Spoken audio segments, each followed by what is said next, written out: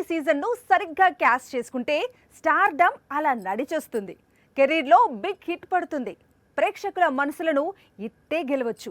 ఇది సంక్రాంతి సీజన్కు మాత్రమే ఉన్న చరిత్ర.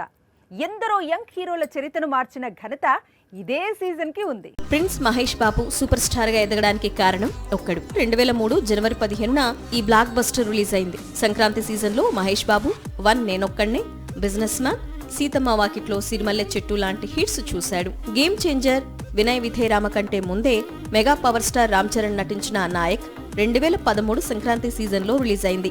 ఇక ఐకాన్ స్టార్ కూడా 2007లో సంక్రాంతి సీజన్ లో దేశముద్రుగా మారి పెద్ద బ్లాక్ బస్టర్ అందుకున్నాడు. వర్షం ప్రభాస్ ను రెబల్ స్టార్ గా మార్చిన చిత్రాల్లో ఒకటి.